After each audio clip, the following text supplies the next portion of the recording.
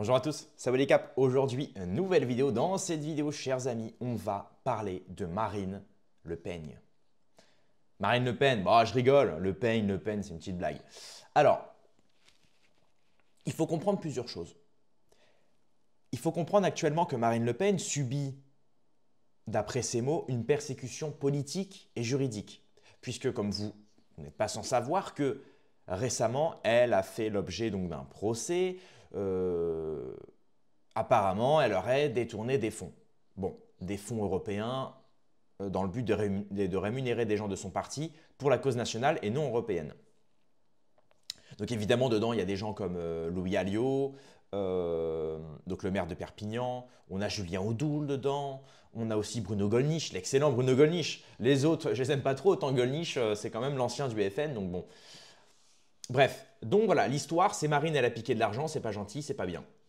Et derrière tout ça, elle a été jugée par une juriste, enfin par une juge, excusez-moi, par une juge qui, d'après ce qu'on a vu sur les réseaux sociaux récemment, serait une grande admiratrice de Eva Joly. Souvenez-vous, c'était cette femme politique, enfin je dis cette femme comme si elle était morte, elle existe encore, hein, mais c'est une femme voilà, qui en fait est sur une ligne assez gauche, écolo, voilà. Et donc cette juge qui a jugé donc Marine Le Pen dans cette affaire-là, avoue dans une interview être une grande fan d'Eva Joly. Et ce qui est marrant, c'est que donc durant ce procès-là, cette juge-là a décidé donc suite donc au procès donc de demander à Marine Le Pen 2 ans de prison sous bracelet, évidemment des milliers d'euros d'amende, mais surtout une inéligibilité immédiate, même si Marine Le Pen fait appel. Ce qui veut dire que là, Marine Le Pen vient de faire appel. Donc, il va y avoir un report d'audience. Et ce qui est marrant, c'est que avec l'inéligibilité immédiate, cela signifie que même si Marine Le Pen fait appel, comme elle vient de le faire, l'inéligibilité, elle, n'est pas suspendue. Ce qui fait que Marine Le Pen, officiellement, ne peut pas se présenter en 2027. Donc, on estime plus ou moins que ça va être Bardella. Sauf que Bardella, il n'a pas encore le niveau. Bardella, il n'a pas encore les épaules. C'est le steward, comme dit Alain. C'est le steward qui sert le café dans l'avion, qui vous demande si vous voulez du thé ou du café. Do you want coffee or tea? Voilà. Donc, assez marrant. Et figurez-vous que je suis tombé sur une vidéo, ça fait des années que je l'ai dans ma bibliothèque, et je me suis dit, il faut que je la ressorte maintenant. Pourquoi? Pour vous montrer à quel point Marine Le Pen, dans sa phase de dédiabolisation, est tombée bien bas. Puisque figurez-vous qu'aujourd'hui, elle est aux portes du pouvoir. Hein. Elle est aux portes du pouvoir. Et maintenant, elle est inéligible à cause donc, de cette juge. Marine Le Pen dit donc que c'est un procès politique. Soit, peut-être, effectivement, c'est peut-être inquiétant pour la liberté d'expression, blablabla. Elle a quand même volé des sous à la base, il faut quand même le dire. Hein. 22 000 euros dans les poches par mois à ses assistés et à ses assistants, excusez-moi. Donc ça, c'est quand même bon. Enfin bref, on n'est pas des juges, on n'est pas avocats, on n'est pas tout ça. Nous, ce qui nous intéresse, c'est cette vidéo-là, qui date de 2015 et qui montre justement le début, j'ai envie de dire, de la dédiabolisation du RN. À cette époque-là, Marine Le Pen avait encore ce qu'on appelle des cojones. Des cojones. Puisque figurez-vous, dans cette vidéo, elle parle du conflit ukraino-russe. Alors, il faut quand même préciser que Marine Le Pen avait obtenu, fut un temps, des prêts de banques russes pour financer sa campagne, puisque aucune banque française ne le voulait.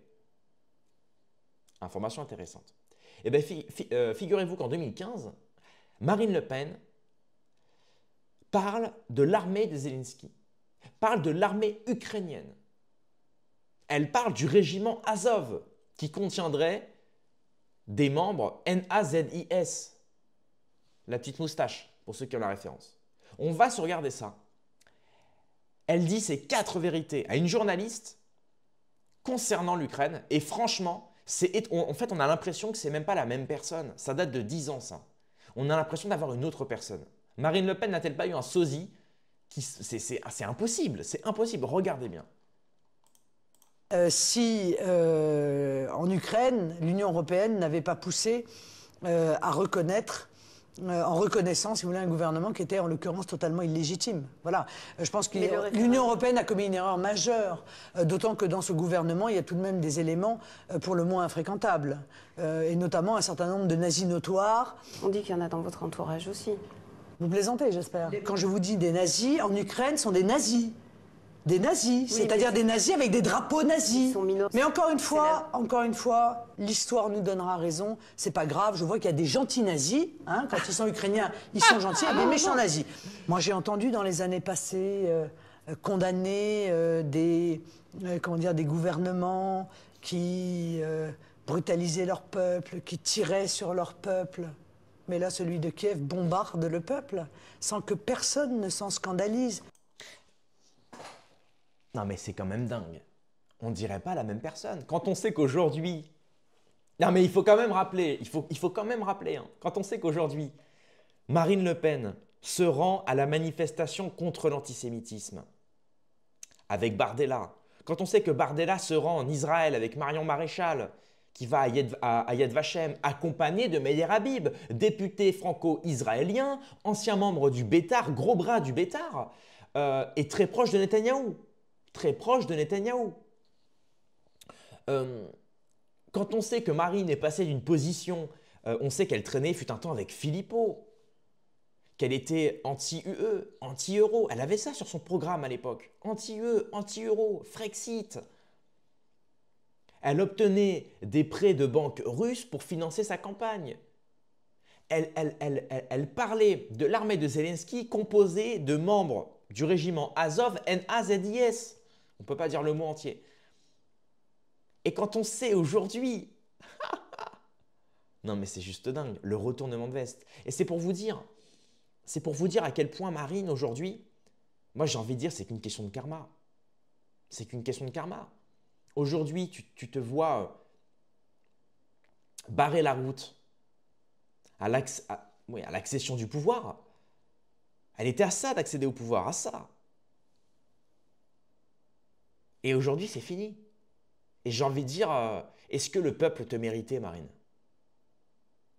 Moi, j'y ai cru à Marine fut un temps. Et encore, je suis jeune, hein, mais j'y ai cru. J'y ai cru.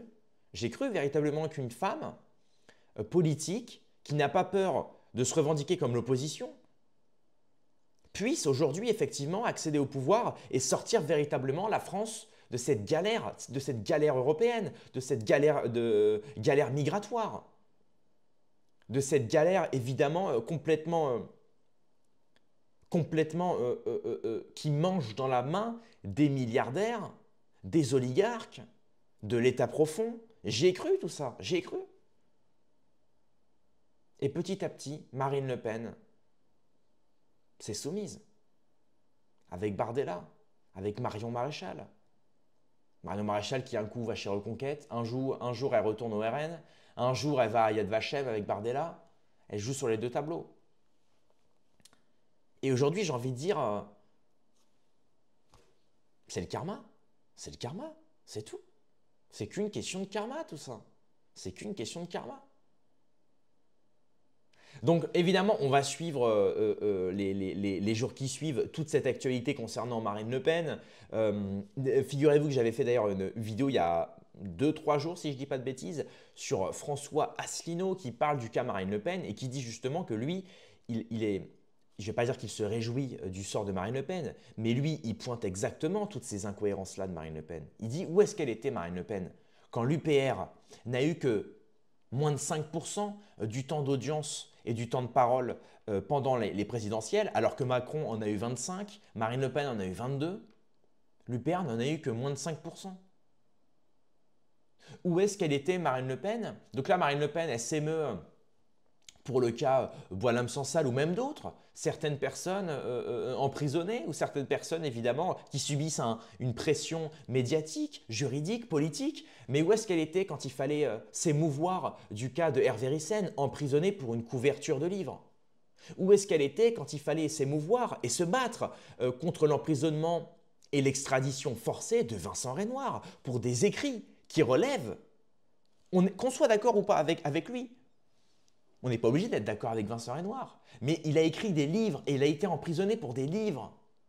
Je ne sais pas si on se rend compte, ça relève de la dinguerie quand même. Ça relève de la dinguerie.